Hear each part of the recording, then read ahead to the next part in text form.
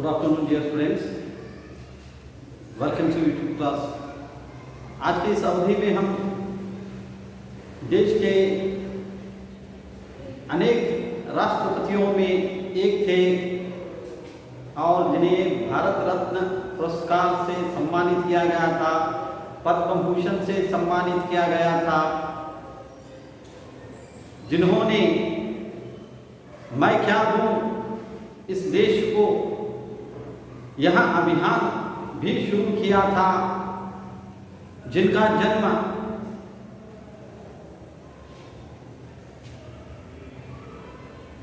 15 अक्टूबर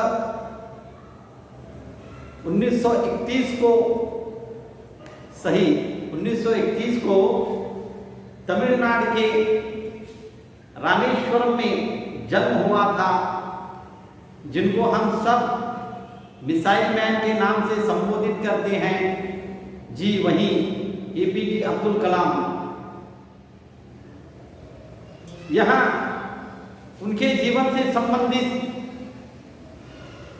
उनके बाल्य अवस्था से संबंधित, उनके उभार जीवन से संबंधित कुछ माहिती प्रस्ताव करने का प्रयास यह पाठ कर रहा है। पाठ का शीर्षक है मेरा बचपन, अर्थात नन्ना बाल्य दिना। उस समय उन्हें जो अनुभव हुआ था उस पर ही उन्होंने अपनी आत्मकथा स्वरूप यह रचना रची है। यह रचना एक आत्मकथा है। जो अनुभव होता है वह आत्म से संबंधित हो जाता है, और जो आत्म से संबंधित हो जाता है वह कथा के रूप में निखर उठता है, उसे ही आत्मकथा कहते हैं। सो इनसे संबंधित समस्त लेख परिचय हम तत्वज्ञान द्वारा अवश्य आप तक पहुंचाएंगे, और अन्य परिचय के परिवार का और मित्र एवं लेख शिक्षा से भी इसमें विस्तार रूप मिलता है। तो पहले हम शब्दों का अर्थ देखेंगे जो पाठ को सरल विधान प्रदान करते हैं। कस्बा अर्थात एक छोटा सा ग्राम या नगर। पुश्तैनी पूर्वजों से मिली हुई संपत्ति, ಹಿರಿಯರಿಂದ ಪೂರ್ವಜರಿಂದ ಸಿಕ್ಕಿದಂತಹ ಸಂಪತ್ತಿಗೆ ಪುಸ್ತೈನಿ ಅನ್ನುತ್ತಾರೆ। ಆಚಾರ ಉಪ್ಪಿನಕಾಯಿ, ದಿನಾಚರ್ಯ, दिन का आरंभ, बाग तोट, ತೆಂಗಿನ ತೋಟ, नारियल का बाग, हूतोट, फूलों का बगीचा इत्यादि। पक्का ಗಟ್ಟಿಯಾದ ಹಸಿದಾದ ಜೊತೆ ಹಸಿದು ಅನ್ನೋದು ಕನ್ನಡದಲ್ಲಿ ಬರ್ತಾವ, ಅದೇ ರೀತಿ ಇಲ್ಲಿ ಕೆಲವೊಂದು ಶಬ್ದಗಳು ಬರ್ತಾವ। तो अब हम पाठ का मूल परिचय आशय देखेंगे। इस पाठ के द्वारा छात्र सादगी, धार्मिक सहिष्णुता, मिलजुल कर रहना और किताबें पढ़ने का प्रयोजन आदि की प्रेरणा पा सकते हैं। सादगी अर्थात सामान्य बदुकु, मध्यम वर्गद जनರ बदुकु। धार्मिक सहिष्णुता, धर्म से संबंधित अपनी श्रद्धा, अपनी भक्ति, अपना आदर, अपना सम्मान इत्यादि। मिलजुल कूड़ी, कूड़ी इरुವುದಕ್ಕೆ मिलजुल कर कहते हैं। जब लड़का लड़की बाल्यावस्था में होते हैं, लड़की लड़कियों में, लड़का लड़कों में, भिन्न भिन्न जाति धर्मों के सका और सखियों के बीच में रहते हैं। सका पुल्लिंग, सखी स्त्रीलिंग। तो वहां पर उनमें धार्मिक सहिष्णुता एक मानवता का रूप दर्शाती है। इसीलिए बच्चों को बालक बालकियों को भगवान का रूप कहते हैं, क्योंकि उस अवस्था में उनके मन में कोई भेद नहीं होता, इसीलिए बच्चों को भगवान का रूप कहते हैं। किताबें पढ़ने का प्रयोजन, किताब पढ़ना चाहिए, पुस्तकों का अध्ययन करना चाहिए, इसका परिचय, इसका प्रयोजन इस पाठ में स्पष्ट रूप से उल्लेखित किया गया है। पाठ का आरंभ, मेरा जन्म मद्रास राज्य अब तमिलनाडु के रामेश्वरम कस्बे में एक मध्यम वर्गीय परिवार में हुआ था। कलाम जी का जन्म तमिलनाडु के एक छोटे से नगर रामेश्वरम में हुआ था, जहां पर इनका जन्म हुआ। जिस निवास में वह मध्यम वर्गीय लोगों का था, मिडिल क्लास। मेरे पिता जैनुलाब्दीन की कोई बहुत अच्छी औपचारिक शिक्षा नहीं हुई थी। औपचारिक अर्थात पुस्तकों का ज्ञान, मैट्रिक, पीयूसी, ग्रेजुएट इत्यादि शिक्षण से वे वंचित थे। उनकी शिक्षा सामान्य रूप से 2वीं या 4वीं कक्षा तक ही हुई थी, और न ही वे कोई बहुत धनी व्यक्ति थे, और वह इतने श्रीमंत व्यक्ति भी नहीं थे, सामान्य व्यक्ति थे।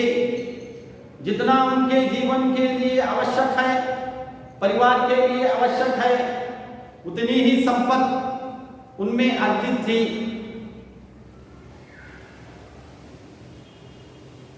इसके बावजूद इस आदरू सह वे बुद्धिमान थे, ಅವರಲ್ಲಿ ತಿಳುವಳಿಕೆ ಇತ್ತು, ಜೀವನದ ಅರಿವು ಇತ್ತು, जीवन का अनुभव था, और उनमें उदारता की सच्ची भावना थी। ಮತ್ತು ಅವರಲ್ಲಿ ಉದಾರತೆಯ ಹಾಗೂ ಒಳ್ಳೆಯ ವಿಚಾರ ಇತ್ತು। ಸಮಾಜದಲ್ಲಿ ಒಂದು ಉದಾಹರಣೆಯ ವ್ಯಕ್ತಿಯಾಗಿದ್ದರು। आशी अम्मा उनकी आदर्श जीवन संगिनी थी। जैनुलाब्दीन कलाम जी के पिता, आशी अम्मा कलाम जी की माता। आशी अम्मा जैनुलाब्दीन जी की आदर्श जीवन संगिनी थी। आदर्श अर्थात भिन्न विचार नहीं, केवल अपने पति के प्रति भक्ति, सेवा भाव, निष्पक्ष रहने वाली महिला को आदर्श कहते हैं। संगनी विवाह से लेकर जीवन के अंत तक हर एक कदम पर अपने पति के प्रति श्रद्धा भाव रखना, उनके साथ चलना, जीवन के अंत समय तक उसी का हाथ थामे रहना, उसे संगनी कहते हैं। किसी वस्तु को लेकर, किसी वस्तु को लेकर झगड़ा नहीं होना चाहिए। बिना किसी अपेक्षा के उस पति की स्थिति में ढलने वाली महिला ही जीवन संगनी है, आदर्श पत्नी है। मेरे माता पिता को हमारे समाज में एक आदर्श दंपति के रूप में देखा जाता था। रामेश्वरम में मुस्लिम समाज में कलाम जी के माता पिता को एक आदर्श दंपति के रूप में देखा जाता था। आदर्श कपल्स किसे कहते हैं?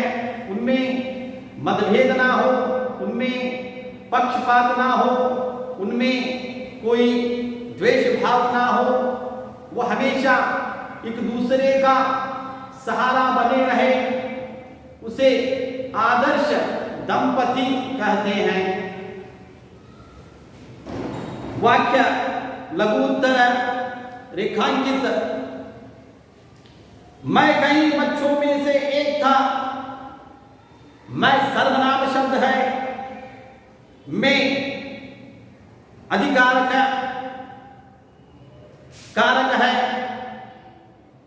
अधिकरण जिसे कहते हैं, कलाम जी कहते हैं वह अनेक बच्चों में एक थे। ಇದರ ಅರ್ಥ ಅವರ ಕುಟುಂಬ ಅವಿಭಕ್ತ ಕುಟುಂಬವಾಗಿತ್ತು. ಆ ಮನೆಯಲ್ಲಿ ಸಾಕಷ್ಟು ಮಕ್ಕಳಿದ್ದರು. ಆ ಎಲ್ಲ ಮಕ್ಕಳಲ್ಲಿ ಇವರೊಬ್ಬರು. लंबे चौड़े व सुंदर माता पिता का, छोटी कद काट का साधारण सा दिखने वाला बच्चा. ತಂದೆ ತಾಯಿ ತುಂಬಾ ಎತ್ತರು, 6 ರಿಂದ 7 ಅಡಿ. ಅಗಲ ದೇಹ, ಸುಂದರವಾದಂತಹ ಮುಖ. ಅಂತ ದಂಪತಿಗೆ ಇವರು छोटी कद अर्थात 5.5 फुट ಎತ್ತರವನ್ನು ಹೊಂದಂತ ಮಗು. ಕಾಟಿ ದೇಹದ ಆಕಾರ, ಅಷ್ಟ ದಪ್ಪವಿಲ್ಲ ಅಷ್ಟು ತೆಳ್ಳವಿಲ್ಲ, ಸಾಮಾನ್ಯ ದೇಹವನ್ನು ಹೊಂದಂತ, ಅಷ್ಟು ಎತ್ತರ ಇಲ್ಲ ಅಷ್ಟು ಕುಳ್ಳು ಇಲ್ಲ, ಮಧ್ಯಮ ಎತ್ತರತನವನ್ನು ಪಡೆದಂತಹ. ಹಾಗೂ ಅವರ ಬಣ್ಣ ಸಾಮಾನ್ಯ ಬಣ್ಣ ಆಗಿತ್ತು. ಕೆಂಪು ಇದ್ದಿದ್ದಿಲ್ಲ, ಬಿಳಿಯೂ ಇದ್ದಿದ್ದಿಲ್ಲ, ಕರಿಯೂ ಇದ್ದಿದ್ದಿಲ್ಲ, ಸಾಮಾನ್ಯ ಬಣ್ಣ. ಹೀಗಾಗಿ ಸಂಪೂರ್ಣವಾಗಿ ಆ ಮಗು ಸಾಧಾರಣ ಕಂಡು ಬರ್ತಿತ್ತು. सामान्य साधारण दिखने वाला वह बालक था. हम लोग अपने पुश्तैनी घर में रहते थे. पूर्वजरिंद सिक्किದಂತ ಮನೆಯಲ್ಲಿ ಇವರು ವಾಸಾಗಿದ್ದರು. रामेश्वरम की मस्जिद वाली गली में बना यह घर चूने पत्थर व ईंट से बना, पक्का और बड़ा था.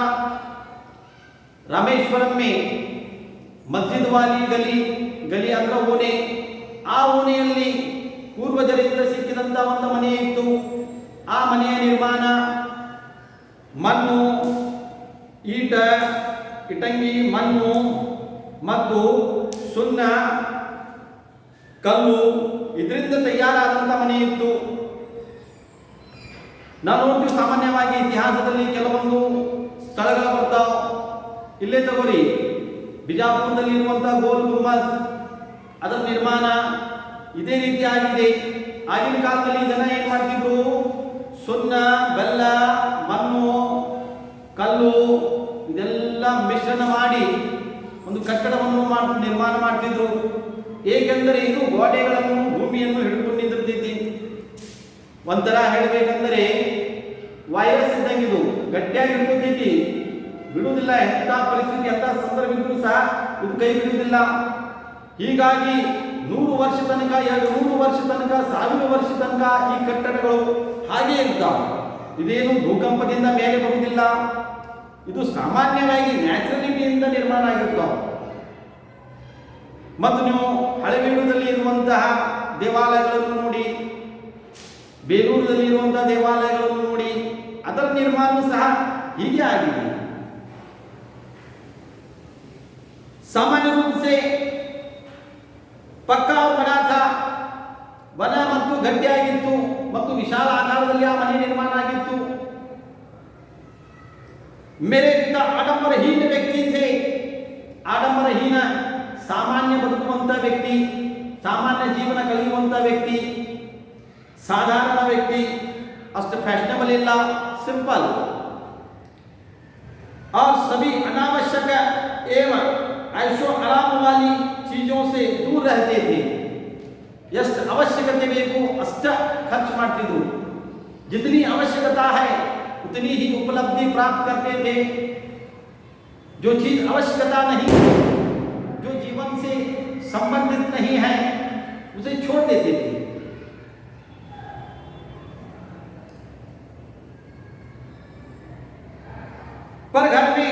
सभी आवश्यक चीजें समुचित मात्रा में सुलभता से उपलब्ध थी। ಸುಲಭತಾ ಸರಳ ರೀತಿಯಿಂದ ಸರಳವಾಗಿ समुचित ಎಲ್ಲ ರೀತಿಯಿಂದ संपूर्णವಾಗಿ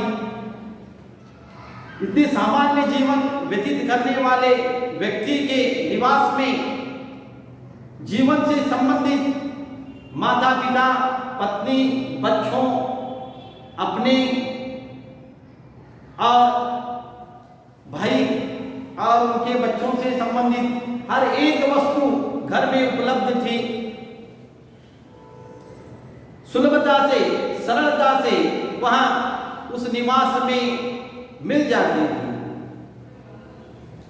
वास्तव में मैं कहूंगा कि मेरा बचपन बहुत ही निश्चिंतता और सादगी में बीता। निज रूपदल्ली वास्तव में निज रूपदल्ली एपीजे अब्दुल कलाम जी का बाल्य जीवन सामान्यता और निश्चिंतता से व्यतीत होता है। निश्चिंतता कोई चिंता नहीं, निश्चिंत होकर जितनी आवश्यकता है वह सब उन्हें अपने निवास से प्राप्त होती थी। जो चीज उन्हें उपयुक्त नहीं वह उनके पिता उन्हें प्रदान ही नहीं करते थे। जो चीज उपयुक्त है वह उन्हें मिल जाती थी। इस तरह उनका बचपन निश्चिंतता में ही कट गया। सादगी में बीता। भौतिक एवं भावनात्मक दोनों ही दृष्टियों से, चाहे उनके जीवन से हो या फिर उनके विचारों से हो, दोनों दृष्टियों से उनकी बाल्य अवस्था साधारण एवं निश्चिंतता से ही व्यतीत हो गई थी। अब उनकी माता का प्रेम देखिए। मैं प्रायः अपनी मां के साथ ही रसोई में नीचे बैठकर खाना खाया करता था। लघु उत्तर यह वाक्य एपीजे कलाम कहते हैं वहां सामान्य रूप से निज रूप से अपनी माता के साथ रसोई घर किचन रूम अडिगे मने रसोई घर में ही अपनी माता के साथ वह भोजन करते थे। वे मेरे सामने केले का पत्ता बिछाती। एपीजे अब्दुल कलाम जब भी भोजन के लिए रसोई घर में प्रवेश करते, उनकी माता केले का पत्ता ಬಾಳೆಕಾಯಿಯ ಎಲೆ ಬಾಳೆ ಎಲೆ ಬಿಛಾತಿ ಹಾಸುತ್ತಿದ್ದಳು। ಬಾಳೆ ಎಲೆ ಹಾಸಿ ಅದರ ಮೇಲೆ ಅನ್ನವನ್ನು ನೀಡುತ್ತಿದ್ದಳು। ಅನ್ನ ನೀಡಿದ ತಕ್ಷಣ ಅವರು ಅದನ್ನು ಸೇವನೆ ಆರಂಭ ಮಾಡ್ತಿದ್ದರು ಅಂತ ಊಟ ಆರಂಭಿಸುತ್ತಿದ್ದರು। फिर उस पर चावल एवं सुगंधित स्वादिष्ट सांभर डालती। चावल अत्यंत सुवासने उल्लुवंतः सांभर, साथ में घर का बना आचार और नारियल की ताजी चटनी भी होती। ಅದರ ಜೊತೆಯಲ್ಲಿ ಮನೆಯಲ್ಲಿ ತಯಾರಾದಂತ ಉಪ್ಪಿನಕಾಯಿ ಹಾಗೂ ತೆಂಗಿನಕಾಯಿ ಕೊಬ್ಬರಿಯ ಚಟ್ನಿ ಇವೆಲ್ಲವನ್ನು ಮನೆಯಲ್ಲಿನ ಸಿದ್ಧ ಆಗುವುದರಿಂದ ಅವರಿಗೆ ಒಳ್ಳೆಯ ಆಹಾರ ಮನೆಯಲ್ಲಿ ಸಿಕ್ತಿತ್ತು। ಎಲೆಯಲ್ಲಿ ಊಟ ಮಾಡುವಂತ ಪದ್ಧತಿ ಸಮಸ್ತ ಭಾರತ ದೇಶದಲ್ಲಿ ತಮಿಳುನಾಡಿನಿಂದಲೇ ಆರಂಭವಾಯಿತು। ಈ ಪದ್ಧತಿಯನ್ನು ಭಾರತೀಯ ಸಂಸ್ಕೃತಿ ಒಳಗ ಭಾರತ ದೇಶದಲ್ಲಿ ಉಜಾಗರಣ ಮಾಡಿದಂತ ಅವರು ಬ್ರಾಹ್ಮಣ ಸಮಾಜದವರು, ಅವರಿಂದಲೇ ಈ ಪದ್ಧತಿ ಆರಂಭವಾಯಿತು। ಅದರ ಮುಂಚೆ ಈ ಪದ್ಧತಿ ಇದ್ದಿದ್ದಿಲ್ಲ। ಬಾಳೆಹಣ್ಣ ಎಲೆಯಲ್ಲಿ ಊಟ ಮಾಡುವುದರಿಂದ ಆ ಎಲೆಯಲ್ಲಿ ಇರುವಂತಹ ಔಷಧಿ ಆ ಆಹಾರಗಳಿಗೆ ಸಮಿಶ್ರಣ ಆಗ್ತಿತ್ತು, ಇದು ನಿಜ। इसलिए लोग उस केले के पत्ते में भोजन करते थे। वहां का सांभर इतना स्वादिष्ट होता है क्योंकि उसमें विशेष मसालों का, व्यंजनों का प्रयोग होता है। केवल तमिलनाडु में ही मात्र, केरला में ही विशेष व्यंजन सांभर के मिलते हैं। समस्त भारत में प्रतिष्ठित प्रसिद्ध शिव मंदिर, जिसके कारण रामेश्वरम प्रसिद्ध तीर्थ स्थल है। आज तमिलनाडु, भारत देश के तमिलनाडु के रामेश्वरम स्थान इतना प्रसिद्ध हुआ, इतनी प्रतिष्ठा उसे प्राप्त हुई, इसका मूल कारण रामेश्वरम में उपस्थित शिव मंदिर है। यहाँ वाक्य दो उत्तरों, दो प्रश्नों में नियुक्त होता है। प्रथम अनुरूपता, द्वितीय एक वाक्य, जिसे लघु उत्तर कहते हैं, का हमारे घर से 10 मिनट का पैदल रास्ता था। एपीजे कलाम जी के घर से शिव मंदिर केवल 10 मिनटों के 10 निमिष अंतर में ही वह शिव मंदिर था। अगर पैदल भी जाते तो पहुंच जाते सरलता से।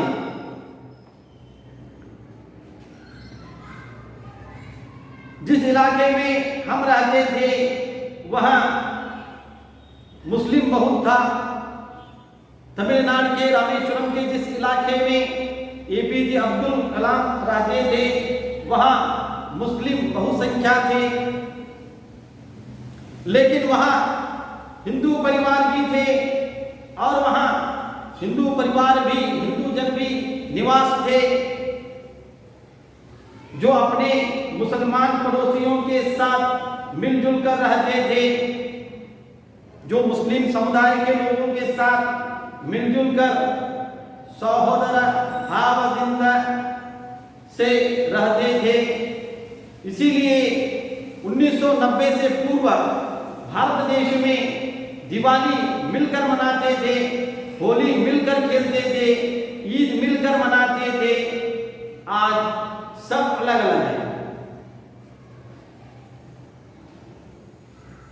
सो भारतीयों का यहाँ, भारतीय संप्रदाय का यहाँ एक ऐसा परिचय है जो हिंदू समस्त विश्व में मानवता को दर्शाता है।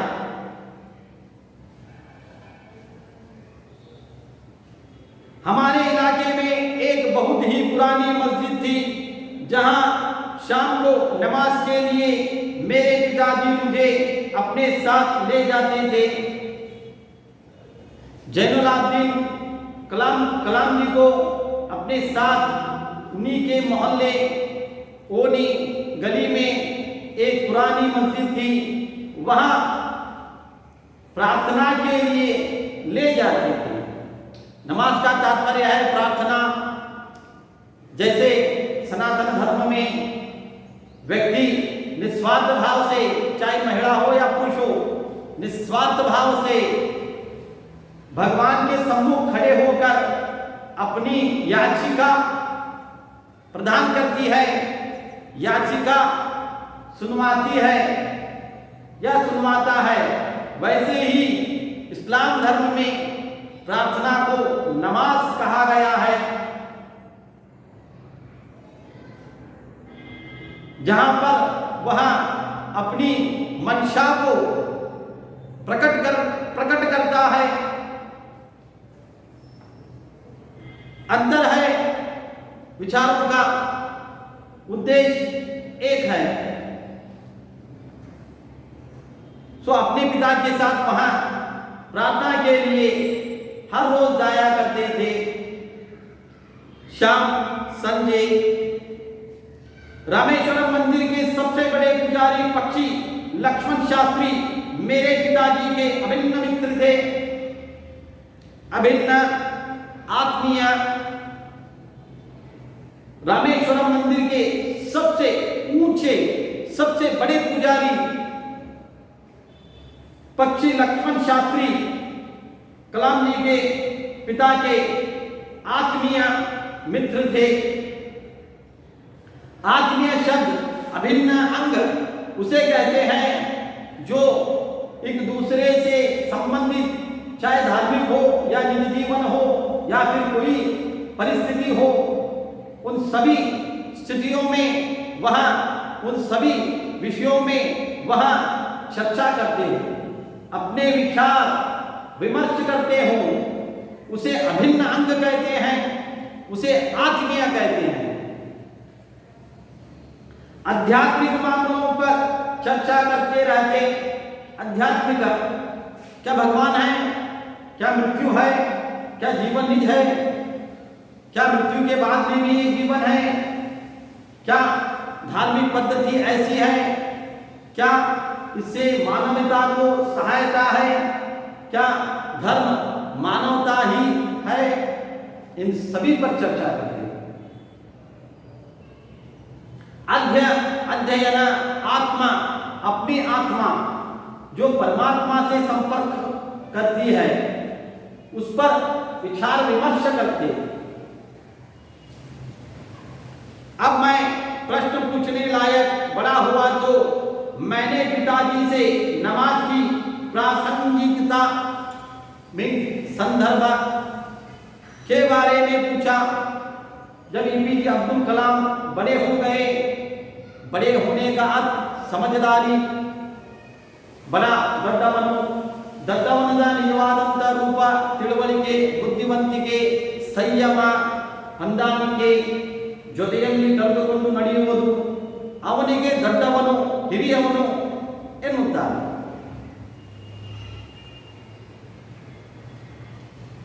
जब वहां बुद्धिमान हो गए, यौवन अवस्था में आ गए, तो उन्होंने अपने पिता के सम्मुख एक प्रश्न प्रस्ताव किया, क्या नमाज का संदर्भ कैसा है? ದಿನನಿತ್ಯ ನಾವು ಪ್ರಾರ್ಥನೆ ಮಾಡ್ತೀವಿ, ಇದು ಎಂಥ ಸಂದರ್ಭ, ಏಕೆ ಪ್ರಾರ್ಥನೆ ಮಾಡ್ತೀವಿ ಎಂಬ ಪ್ರಶ್ನೆ ಎಪಿಜೆ ಕಲಾಂ ಅವರು ತಂದೆಗೆ ಕೇಳುತ್ತಾರೆ.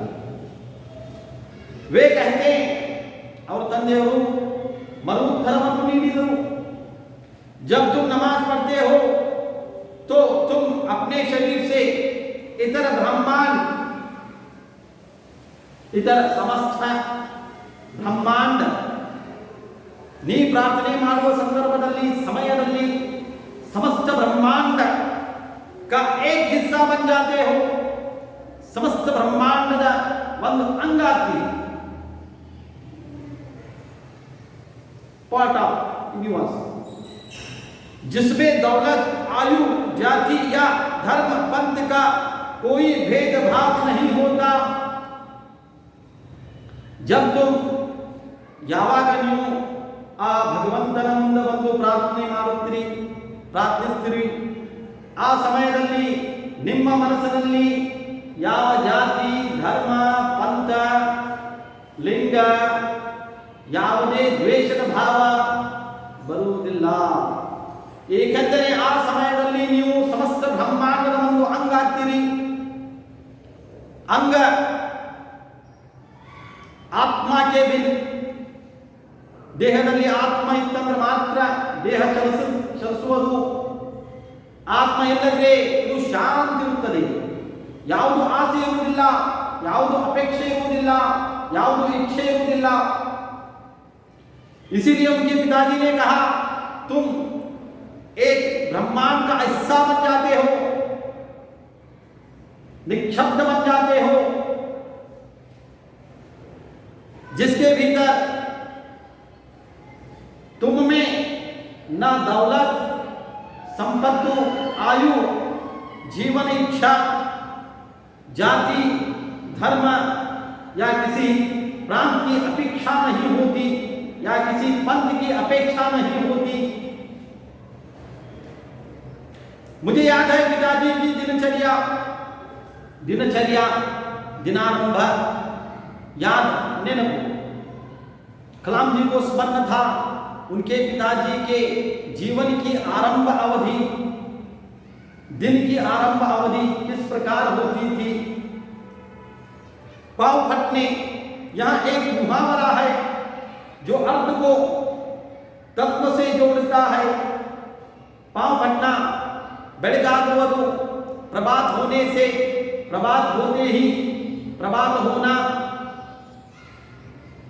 पहले ही सुबह 4 बजे नमाज पढ़ने के साथ शुरू हो जाती थी। ಬೆಳಿಗ್ಗೆ 4 ಗಂಟೆಗೆ ಇವರು ತಂದೆ ಎದ್ದು ಸ್ನಾನ ಮಾಡಿ ಕೈಕಾಲು ಮುಖ ತೊಳ್ಕೊಂಡು ನಂತರ ಅವರು ನಮಾಜ್ ಮಾಡಲು ಪ್ರಾರ್ಥನೆ ಮಾಡಲು ಆರಂಭಿಸುತ್ತಿದ್ದರು। प्रार्थना आद नंतर नमाज के बाद वे हमारे नारियल के बाद जाया करते थे। प्रार्थना संपन्न होने के बाद वह अपने नारियल के बगीचे अर्थात तेंगिन तोट नारियल के बगीचे जाते। इसे यहाँ पता चलता है कि वह कृषि व्यक्ति थे। बाग घर से करीब 4 मील दूर था। आ तेंगिन तोट ಮನೆಯಿಂದ 4 ಮೀಲ್ ಅಂದ್ರೆ 4 ಕಿಲೋಮೀಟರ್ ಅಂತರದಲ್ಲಿ ಇತ್ತು। दूर अंदर करीब दर्जन भर नारियल कंधे पर कंधा बुझा लिए पिताजी घर लौटते और उसके बाद ही उनका नाश्ता होता। करीब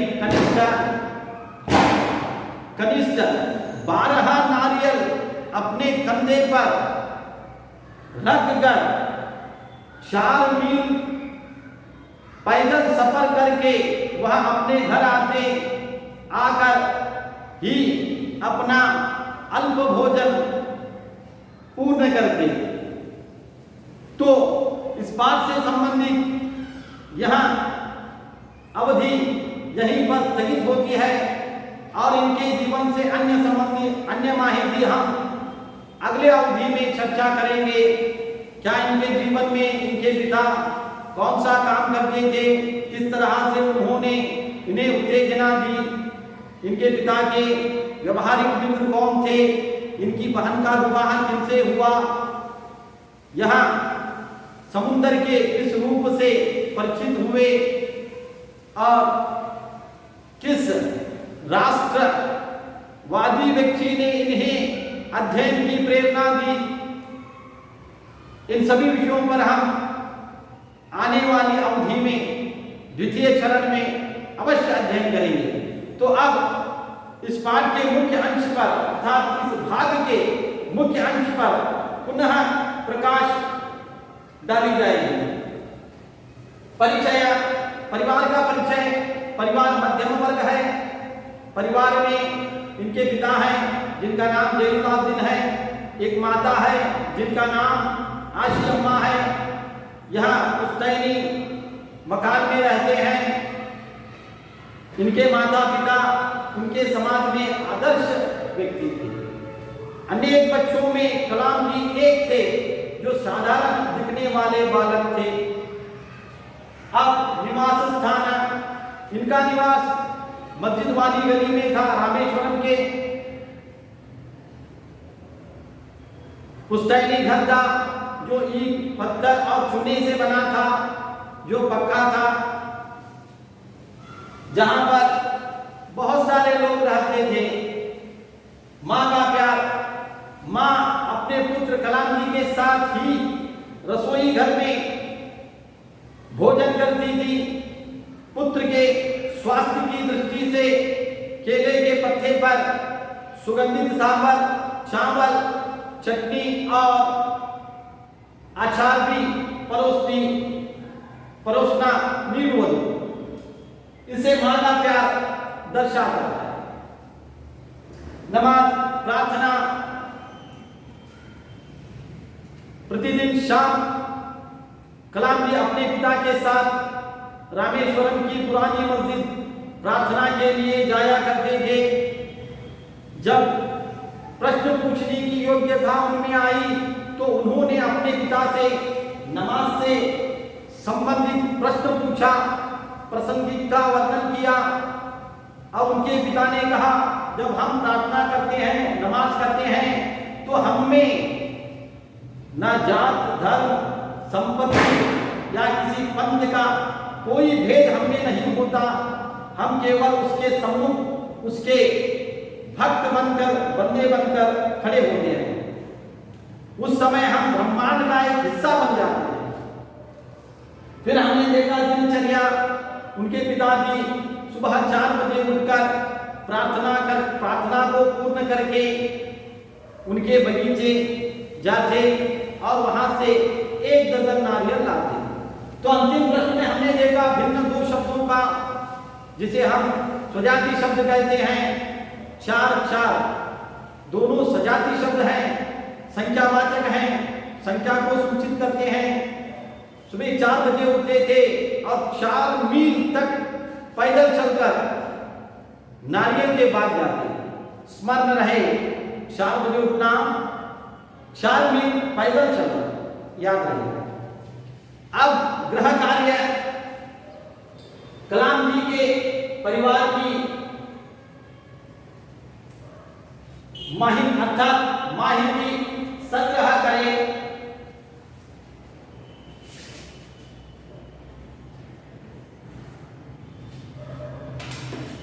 माहिती संग्रह करें। जय हिंद।